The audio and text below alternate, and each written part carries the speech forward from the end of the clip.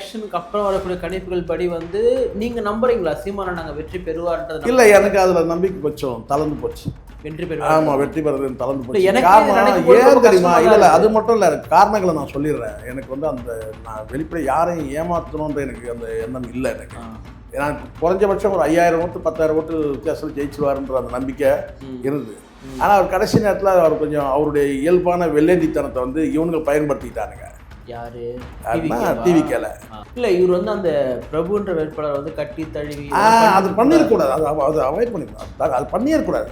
அது கட்டி தழுவுறது, ஆற தழுவுறது, அதுக்கப்புறம் காரை சரி பண்ணி ரொம்ப நெருக்கம் பாட்டீங்க. அது அடுத்த 1 மணி நேரத்தில் இறக்கிட்டான் சார். அதை வர நான் உங்களுக்கு வேணா அனுப்புகிறேன் பாருங்க.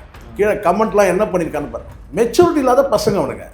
அவன் என்ன ரியல் பைத்தியன்னு தெரியும்.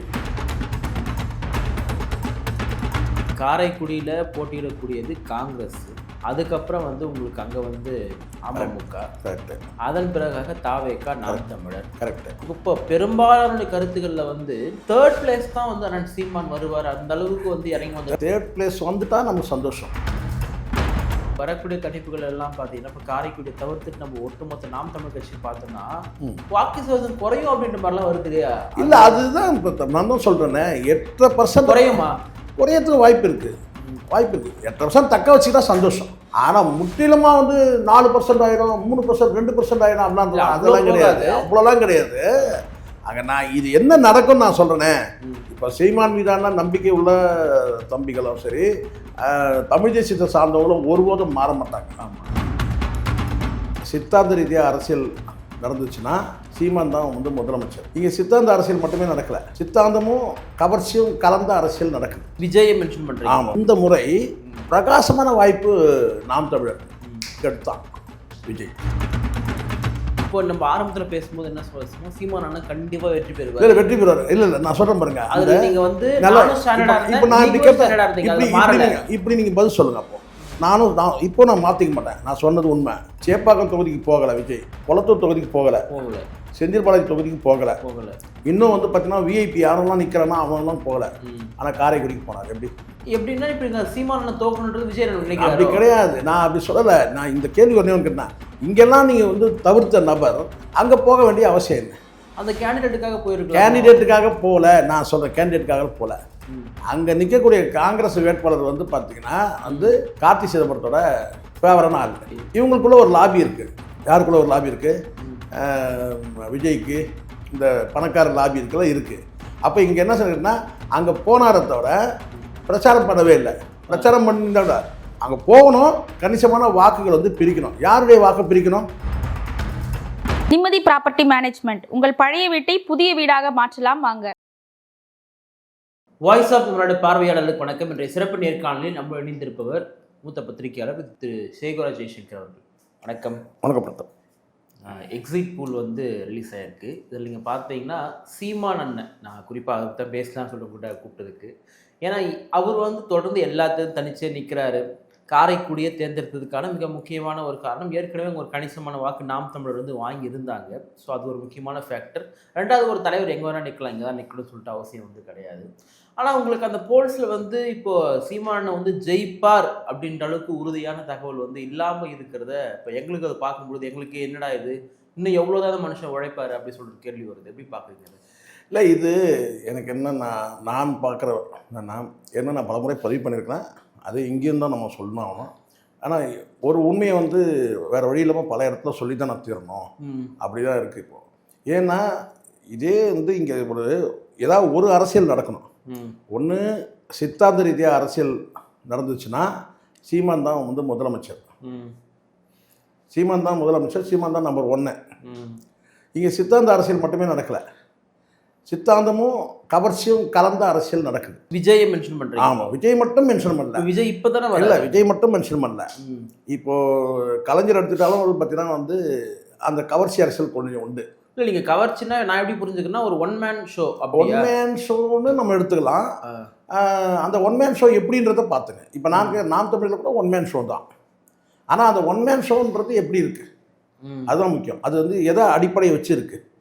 சீமான் பேசக்கூடிய தத்துவம், சித்தாந்தம், அதை வச்சு தான் வந்து சீமான் வந்து காரைக்குடியில் போட்டியிடக்கூடியது காங்கிரஸ், அதுக்கப்புறம் வந்து உங்களுக்கு அங்கே வந்து அமமுக, கரெக்டு, அதன் பிறகாக தாவேகா, நாம் தமிழர். கரெக்டு. இப்போ பெரும்பாலான கருத்துக்களில் வந்து ம், தேர்ட் பிளேஸ் தான் வந்து அண்ணன் சீமான் வருவார், அந்த அளவுக்கு வந்து இறங்கி இல்லை வந்து இங்கே தேர்ட் பிளேஸ் வந்துட்டா நம்ம சந்தோஷம். Third place already third place தான் இருக்கிறாரு. இருக்கிற இடத்துல பொசிஷன் நம்ம பிடிச்சிட்டாலே போதும்னு நினைக்கிறேன். சில பேர் வந்து காரைக்குடியில் வந்து தாவேகா வெற்றி பெறும்ன்ற அளவுக்கு பேசுகிறாங்க. இல்லை நான் தான் சொல்கிறேன்ல, இப்போது இந்த தேர்தலில் நீங்கள் பார்த்தீங்கன்னா ஒரு ஒரு ஒரு ஒரு மாதத்தில் பாருங்கள், இல்லை ஒரு வாரத்தில் பார்த்தீங்கன்னா மாறிக்கிட்டே வரதை பார்த்துருப்பீங்க. ஒரு வாரத்தில் இப்போ நான் ஏற்கனவே நான் வந்து பார்த்தீங்கன்னா கவர்ச்சி கலைஞரோட இந்த கவர்ச்சி அரசியல் போயிடுச்சு. அதுக்கு பிறகு கவர்ச்சி அரசியல் கிடையாது. ஸ்டாலின் அவர்களுக்கும் வந்து பார்த்தீங்கன்னா கவர்ச்சி அரசியல் கிடையாது, எடப்பாடி கவர்ச்சி அரசியல் கிடையாது. அங்கே 2 சித்தாந்தங்கள் தான். மக்கள்கிட்ட ஒரு எண்ணம் வருது. என்னங்க வந்து பார்த்தீங்கன்னா கலைஞர்கிட்ட வந்து பார்த்தீங்கன்னா ஒரு கவர்ச்சி அரசியல், ஜெயலலிதா கிட்ட கவர்ச்சி அரசியல் இருக்குது. ஜெயலலிதாமே 2 பேருமே இல்லை. அப்போ வந்து இங்கே வந்து பார்த்தீங்கன்னா வெறும் கொள்கை மட்டும்தான் அங்கே. அப்போ வந்து திராவிடியன்ஸுக்கு 2 பேருக்குமே வந்து பார்த்தீங்கன்னா திராவிடியன் பார்ட்டிஸ் தான் 2மே. அப்போ அந்த இடத்துல வந்து பார்த்தீங்கன்னா கொள்கை முரண் எதுவுமே கிடையாது. கொள்ளையடிக்கிறதுலாம் ஒரே மாதிரியான இதுதான். மக்களுக்கு வந்து பார்த்தீங்கன்னா நீங்கள் வந்து மக்கள்கிட்ட முன்மொழியக்கூடிய கொள்கையும் ஒன்று தான், கொள்ளையும் ஒன்று தான். என்ன டிஃபரன்ஸ் இருக்கு?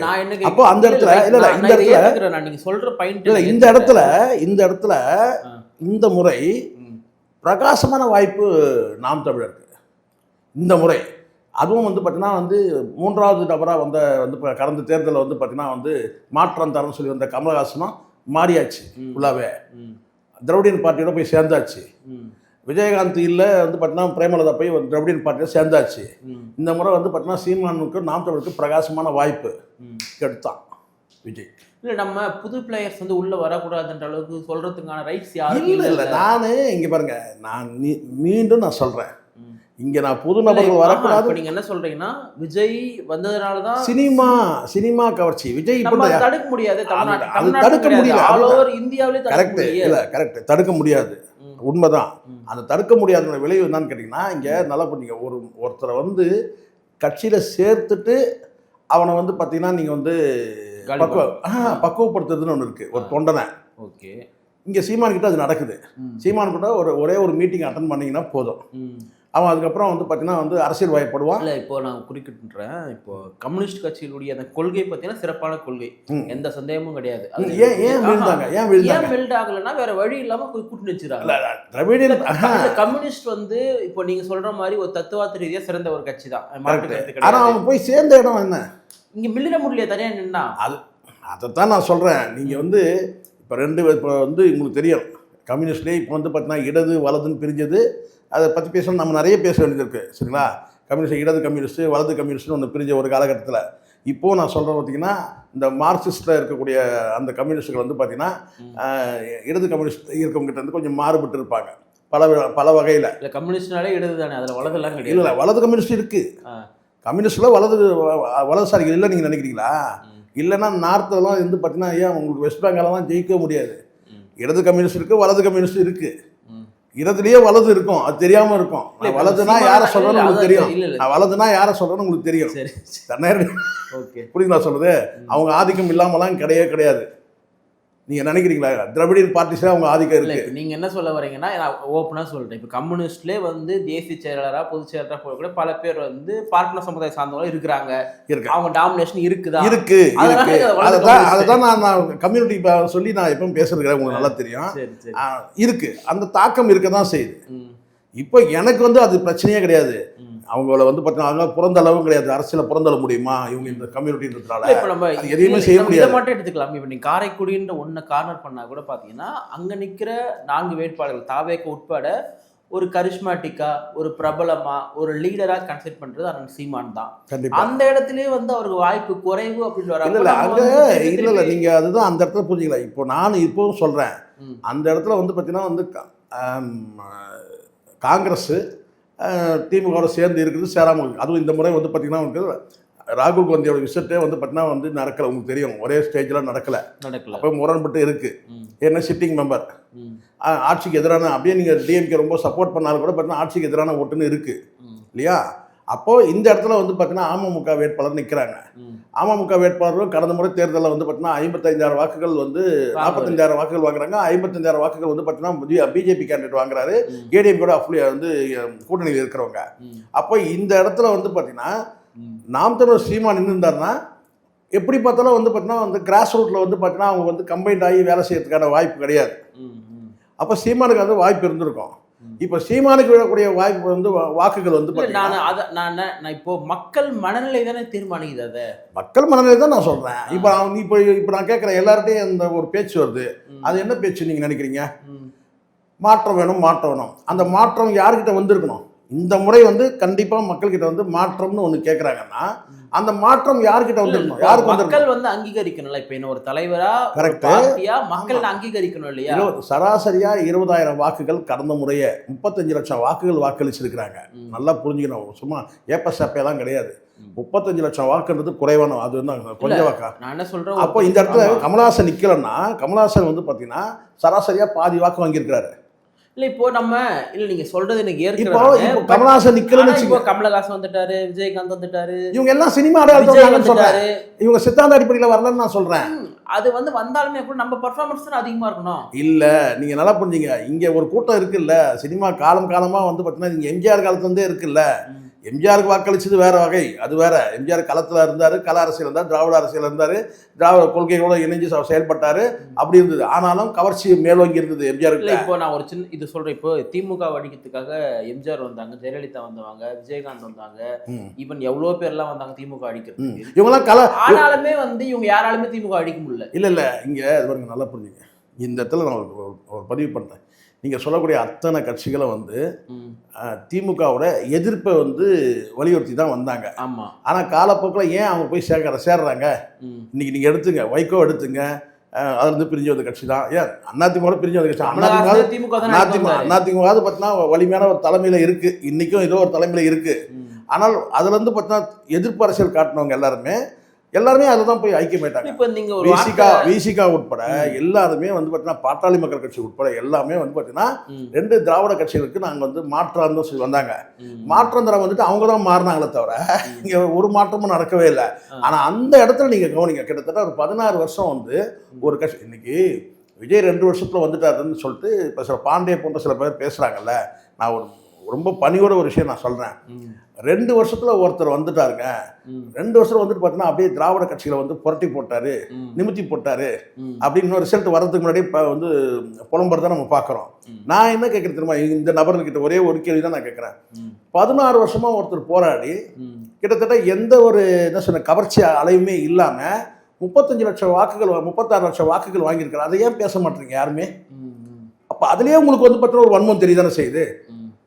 இப்போ நடிகனை தூக்கி இன்னும் எத்தனை பர்சன்டேஜ்னு தெரியாதுப்பா, ஆனால் தூக்கி வச்சு பேசுறீங்க. சரி அப்படியே கூட வரட்டும்பா. விஜய் வந்து பார்த்தீங்கன்னா 36 லட்சத்துக்கு கூட வந்து பார்த்தீங்கன்னா ஒரு 36 லட்சம் 70 லட்சம் வாக்கு வாங்கிட்டோம். 1 கோடி வாக்கு வாங்கிட்டோம். 1 கோடி ஆனால் 1 கோடி வாக்கு வாங்கினா பார்த்தீங்கன்னா அங்கே வந்து முழுக்க சினிமா கவர்ச்சி தானே. இல்லை நீங்கள் நம்ம 200 ரூபா கூலிக்காரனையும் சீமான் வந்து பார்த்தீங்கன்னா வந்து மிஞ்சி போனால் அவருக்கு ஒரு 2 லட்சம் ரூபாய் வந்து ஒரு படத்தை இயக்கத்துக்கு கொடுத்துருப்பாங்க.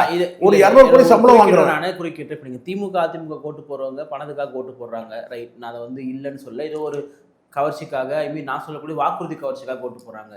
விஜய் வந்து பணம் பெரும்பாலும் எனக்கு சில இடத்துல கொடுத்தேன்னு சொல்கிறாங்க. எனக்கு பெரும்பாலும் விஜய் பணம் கொடுக்கல. என்னை பொறுத்த வரைக்கும் விஜய் பெரும்பாலும் பணம் கொடுக்கல.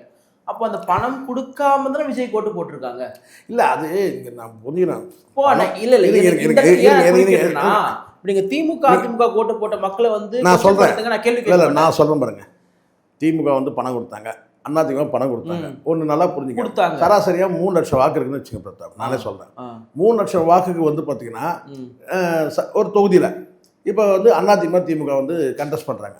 நீங்கள் நினைக்கிறீங்களா வந்து பார்த்தீங்கன்னா வந்து ஒரு மினிமம் வந்து பார்த்தீங்கன்னா பணம் கொடுத்து மட்டுமே ஜெயிக்கிறதா இருந்தாக்கா கிட்டத்தட்ட வந்து 1,60,000 பேருக்கு வந்து பார்த்தீங்கன்னா பணம் தரணும். நீங்கள் சொல்கிறீங்களா 1,60,000 பேருக்கு பணப்பட்டோட பண்ண முடியும் நீங்கள் நினைக்கிறீங்களா? இல்லைங்க, பெரும்பான்மையா பண்றாங்க. இல்ல அப்போதான் எப்படின்னு கேட்டீங்கன்னா எங்க வந்து வீக்கர் செக்ஷன் வீக்கர் செக்ஷன் எங்க இருக்குன்னு பார்த்து அந்த மக்கள் கிட்ட வந்து பாத்தீங்கன்னா வந்து பணத்தை கொடுக்கறது. 3,000 ரூபாய் கொடுக்குறாங்க ஓட்டுக்கு. அதுதான் நான் சொல்றேன் 1,60,000 பேருக்கு கொடுக்க முடியுமான்னு நீங்க சொல்லுங்க. இப்போ நீங்க வந்து அதிமுக திமுக ஓட்டு போட்ட மக்கள் பணத்தை வாங்கிட்டு ஓட்டு போட்டாங்க, ரைட். நான் அதை வந்து இல்லைன்னு இல்லை நான் சொல்றது கூட நான் அதில் டிஃபர் ஆகுறேன். எல்லாருமே வாங்கலன்றீங்க. எல்லாரும் வாங்கல, வீக்கர் செக்ஷன் பார்த்து அந்த இடத்துல வந்து பார்த்தீங்கன்னா பணத்தை போட்டு அடிக்குது. இப்போ சராசரியாக தெரிஞ்சிடும். இப்போ இந்த உங்களுக்கு சராசரியாக தெரிஞ்சிடும்.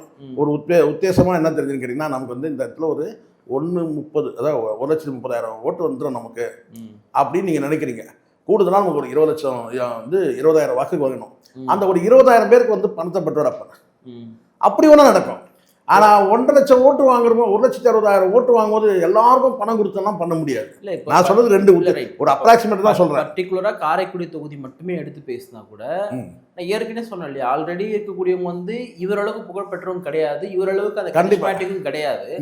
அந்த இடத்துல வந்து செகண்ட் பிளேஸ் கூட போகாம அங்க தேர்ட் பிளேஸ். இதுதான் தான் நான் சொன்னேன், உங்களுக்கு பலமுறை சொல்றேன். என்ன சொன்னா, சில நேரங்கள்ல இவர் வந்து நம்ம மாவட்டத்தை சார்ந்தவரா, இவர் நம்ம சாதியை சார்ந்தவரா, இவர் அவரோட புழக்கம்னு ஒன்று இருக்குல்ல, அந்த யார் வேட்பாளர் நிற்கிறாரோ அவர் வந்து அந்த புழக்கம்னு ஒன்று இருக்கு.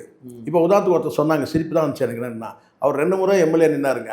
அதே காரைக்குடிலே சொன்னாங்க, 2 முறை அவர் வந்து எலெக்ஷனரு, அவர் அதுக்கப்புறம் நாங்கள் பார்க்கவே கிடையாது, எங்கள் ஊருக்கு அவர் வந்ததே கிடையாது அப்படின்னு ஒரு கிராமத்தில் சொல்கிறாங்க. யாரை சொல்கிறாங்க? மாங்குடியை சொல்கிறாங்க.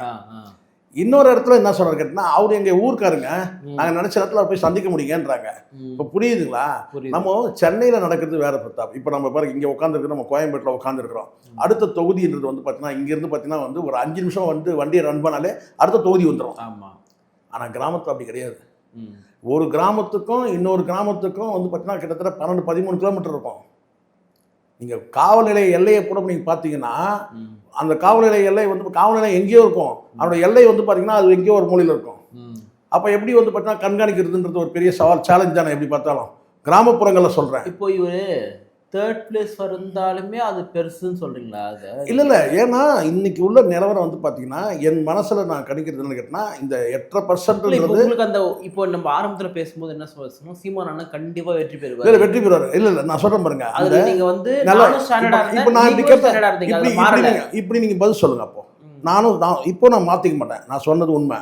இப்போ நான் சொல்கிறேன். ஆனால் நல்லா கவனிங்க, சேப்பாக்கம் தொகுதிக்கு போகலை விஜய், கொளத்தூர் தொகுதிக்கு போகலை, செந்தில்பாளையம் தொகுதிக்கு போகலை, இன்னும் வந்து பார்த்தீங்கன்னா விஐபி யாரெல்லாம் நிற்கிறானா அவங்கெல்லாம் போகலை. ஆனால் காரைக்குடிக்கு போனார். எப்படின்னா இப்போ சீமான் தோக்கணுன்றது விஜய் அப்படி கிடையாது. நான் அப்படி சொல்லலை. நான் இந்த கேள்வி ஒன்றே ஒன்று கேட்டேன், இங்கெல்லாம் நீங்கள் வந்து தவிர்த்த நபர் அங்கே போக வேண்டிய அவசியம் என்ன? அந்த கேண்டிடேட்டுக்காக போயிருக்கு. கேண்டிடேட்டுக்காக போகல, நான் சொல்கிறேன், கேண்டிடேட்டுக்காக போகல.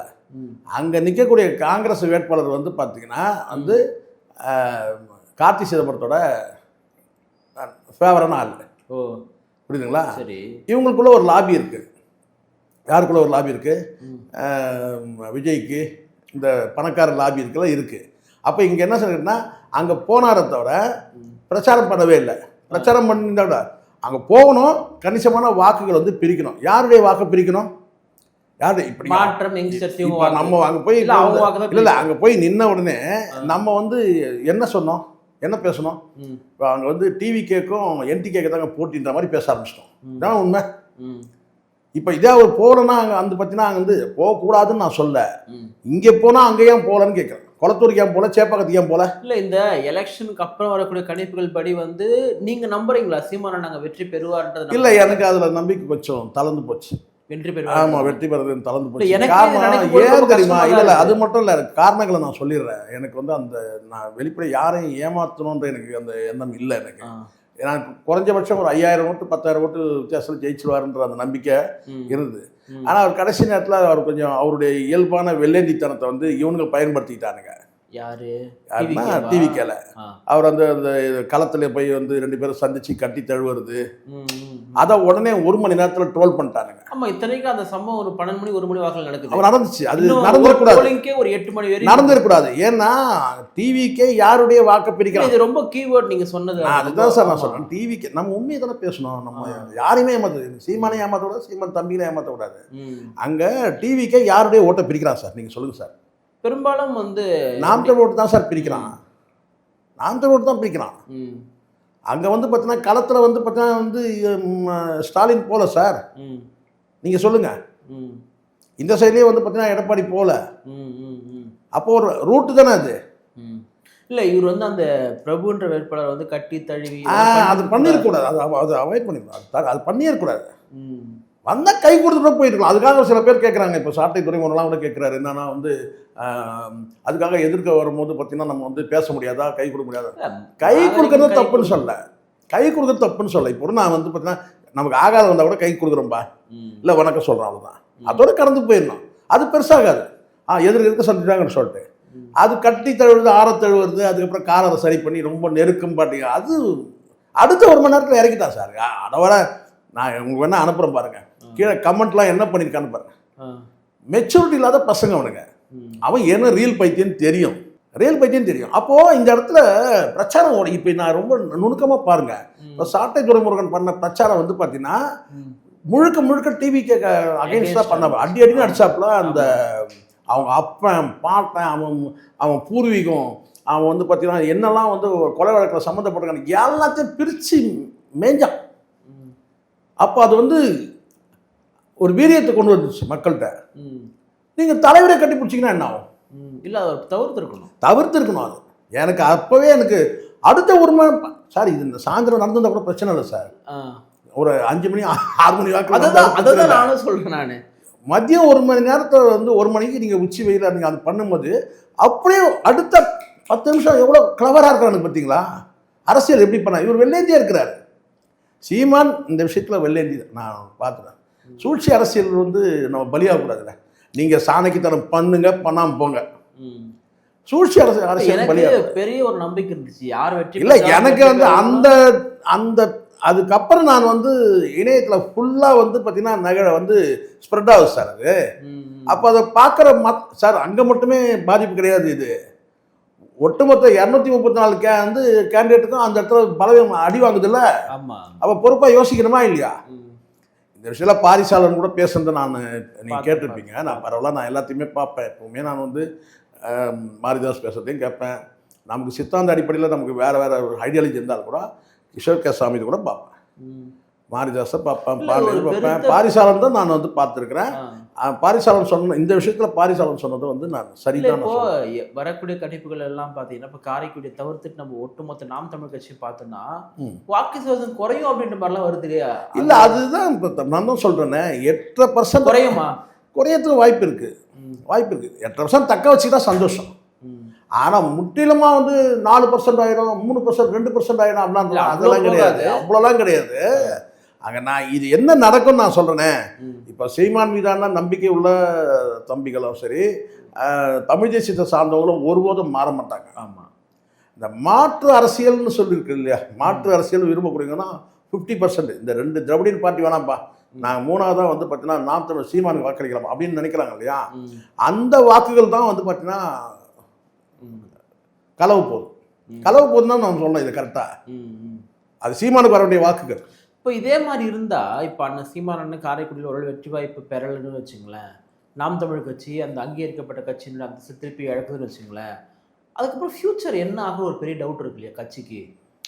ஃப்யூச்சரில் நீங்கள் அப்படி நினச்சிடாதீங்க. ரொம்ப பலவீனமாக நினைக்காதீங்க. அதெல்லாம் வந்து இது ஒரு அலை சார். இது வந்து என்ன சொல்ற காற்று. இது அலை கூட கிடையாது.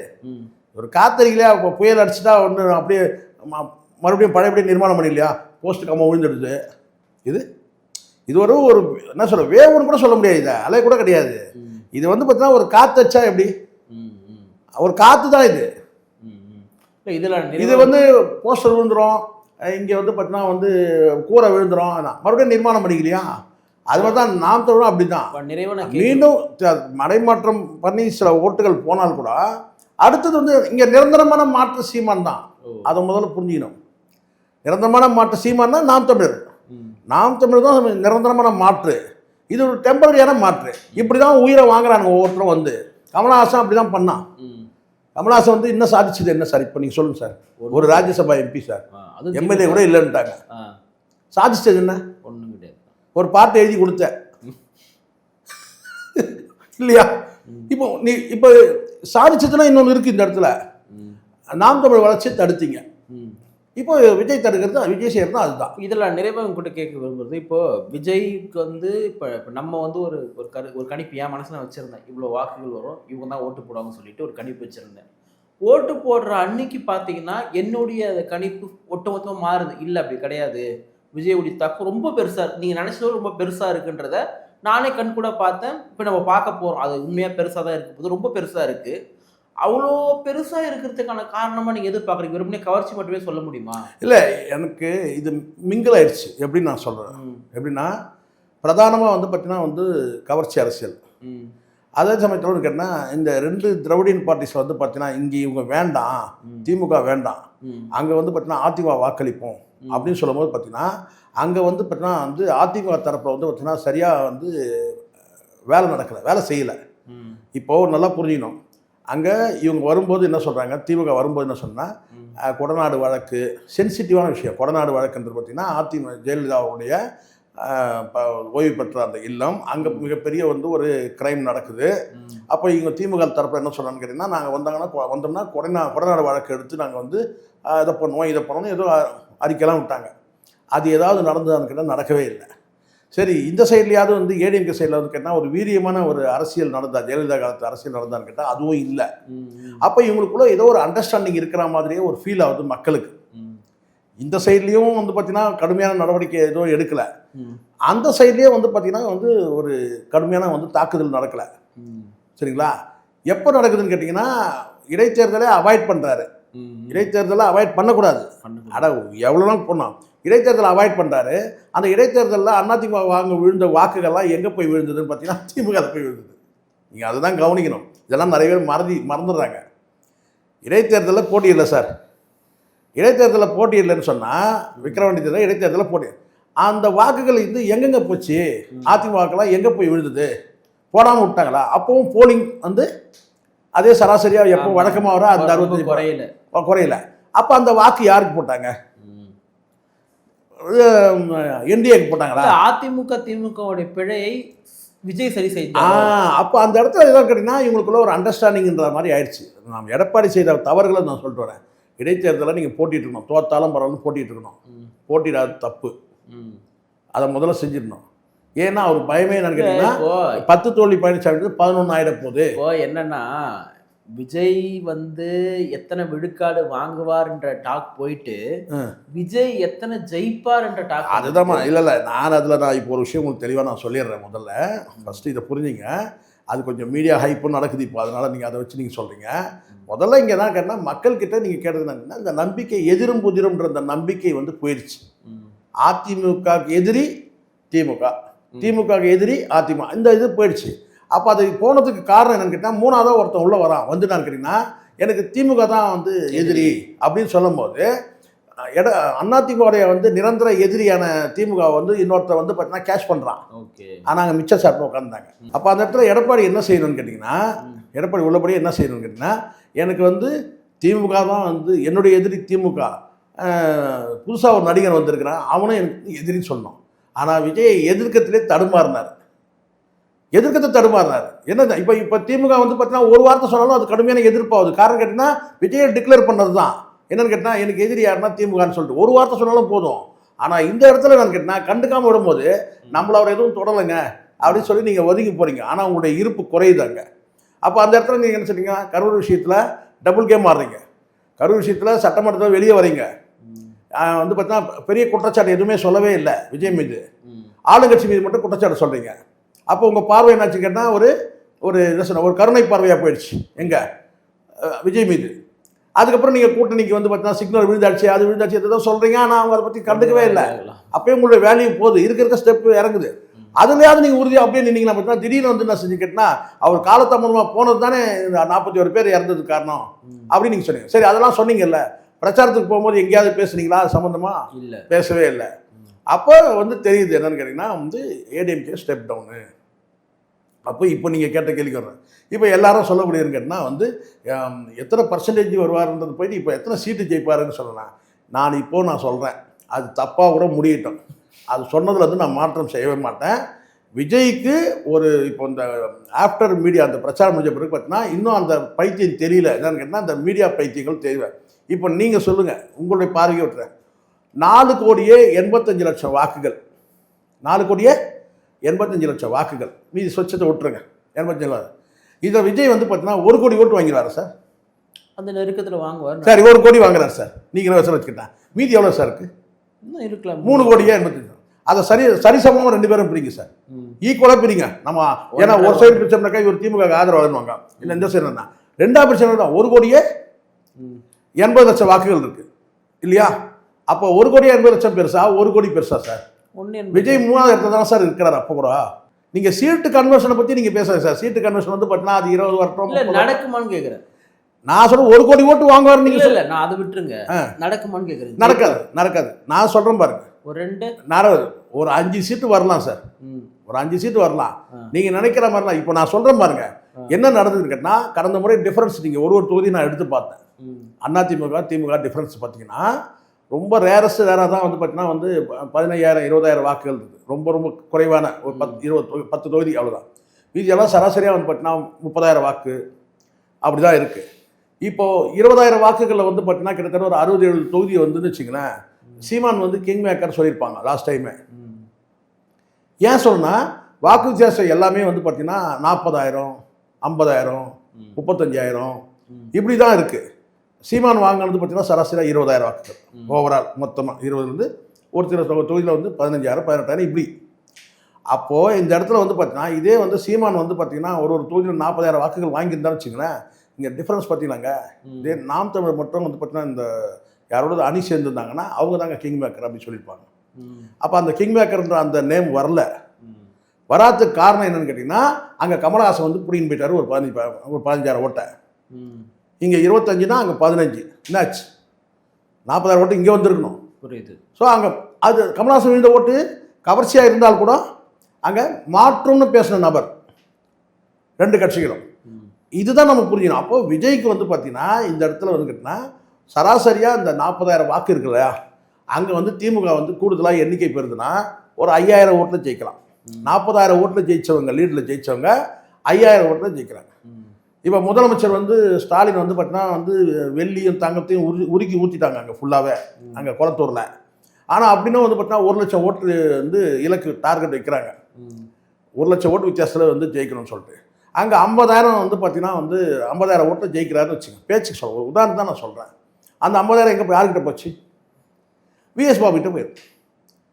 அது காரணம் விஜய்ன்ற அந்த பிம்பம் குளத்தூர் தொகுதிக்கு போகவே இல்லை, பிரச்சாரத்துலேயும் போடலை. அப்போது இதுதான் இதை தான் புரிஞ்சுக்கணும். தவிர இப்போ எல்லாரும் சொல்கிறாங்கன்னா எவ்வளோ சார் விட்டாங்க விஜய் வந்து 140 தொகுதியில் ஜெயிச்சு ஆட்சி அமைச்சிருவாரு. இதை எனக்கு என்ன பெரிய வேடிக்கை தெரியுமா பார்த்தா? சொல்கிறவங்களாம் யாருன்னு கேட்டிங்கன்னா இப்போ கூட நம்ம சொல்கிறோம் திமுகவுக்கு எதிராக பேசணும், ஏடிஎம்க்கு எதிராக பேசணும் கிடையாது. நான் சிம்பிளாக சொல்கிறேன், சரியா எவ்வளோ ஆகும் நீயே சொல்லியான்ட்டேன் ஒருத்தனை நேற்று பேசணும். நீயே சொல்லு எவ்வளோ ஓட்டு வரும் நீ சொல்லுங்க. 1 கோடிக்கு வந்துடும் கேட்டான். ரைட்டு. அப்போ 1 கோடி பெருசா, 3 கோடியே 80 லட்சம் பெருசா? நீங்கள் சொல்லுங்கள். 3 கோடி 85 லட்சம் பெருசா? நீ சொல்லுங்கள். 3 கோடி பெருசா? அப்போ 2 பேரும் பங்கு போடு, நீயே போடு. எவ்வளோ பங்கு நீயே திமுகவுக்கு போடு, எவ்வளோ போறியா போடு, அதிமுக போடு, இல்லை ஈக்குவலாக போடு. அப்போது விஜய் 3ஆவது இடத்துல தானே இருக்கிறாரு. எப்படி ஆட்சி அமைப்பார் சொல்லுங்கள்? எனக்கு தெரியலையே. சொல்கிறத ஒரு கணக்கு வேணாமா? ஒரு 30 எம்எல்ஏ வரும்னு சொல்லுங்கள். அங்கே வந்து பார்த்தீங்கன்னா வந்து ஒரு 40 எம்எல்ஏ வரும், அதிமுக 40 எம்எல்ஏ வரும்னு சொல்லுங்கள், 50 எம்எல்ஏ வரும்னு சொல்லுங்கள், மீதி திமுக வரும் சொல்லுங்கள். அதான் கரெக்டு. இல்லையா திமுகவும் சொல்லுங்கள், அதிமுக சொல்லுங்கள். திமுக வந்து ஆட்சிக்கு எதிரான ஓட்டுதெல்லாம் பயங்கரமாக இருக்குதுங்க மக்கள்கிட்ட. அதனால் வந்து பார்த்தீங்கன்னா அவங்க ஒரு 60 சீட்டு தாங்க வருவாங்க, இவங்க ஒரு 40 சீட்டு வருவாங்க டிவிக்கு. அப்போ மீதி 134 வந்து ஏடிஎம்கே வரும். அதையா சொல்லுங்கள். எதுவும் சொல்கிறதுன்னா வந்து விஜய் வந்து பார்த்தீங்கன்னா வந்து சொல்கிறது உண்மை தான். இது எல்லாரும் சொல்லிட்டு இருக்கான். என்ன சொல்லியிருக்கிறான்னா, நான் வந்து டிவி கேக்கு தான் போட்டேன், விசிலுக்கு தான் போட்டேன், டிவி கேக்கு தான் போட்டேன், விசிலுக்கு தான் போட்டேன் சொல்லிட்டு இருக்கான். நகர்ப்புறங்களில் சில பேர் சொல்லிட்டு இருக்கான். கிராமப்புறங்களில் இன்னும் ஏடிஎம்கே டிஎம்கேன்றது தான் இருக்குது. அதாண்டி வந்து பார்த்தீங்கன்னா விஜய் பெருசாலாம் அரசியல் பண்ணவே இல்லை. டிஎம்கேல சொல்கிறாங்கன்னா டிஎம்கே கிட்ட 3 இருக்குது பாயிண்ட்டு. 1 அதிகாரம் இருக்குது, பணபலம் இருக்குது, 3வது திட்டங்கள் வந்து செயல்படுத்துகிறாங்க. அங்கே நீங்கள் மைனஸ்ன்னு சொன்னால் பிரேமலதா சொன்ன மாதிரி போதையும் பாலியலும் தான். ஆனால் அதை மறக்கடிச்சது அந்த 8,000 ரூபாய் ஸ்கீம், அந்த கூப்பன். மக்கள் அப்படி தான் இருக்கிறாங்க, என்ன செய்ய முடியும்? ஸோ அதனால் வந்து டிவிக்கு ஆட்சி அமைக்கிறதுல தான் சான்ஸே கிடையாது. அப்படி சில பேர் உருட்டின்னு இருக்கிறான். விஜய் 2 தொகுதி ஜெயிக்கலாம், அது தாண்டி இன்னொரு 4 தொகுதி கூட 4 பேர் ஜெயிக்கலாம். எங்கேயோ ஒருத்தர், அது கூட இங்கே இருக்கிற சிட்டியில் இருக்கிற ஜெயிப்பானு சொல்ல முடியாது. புரியுதா சொல்கிறது?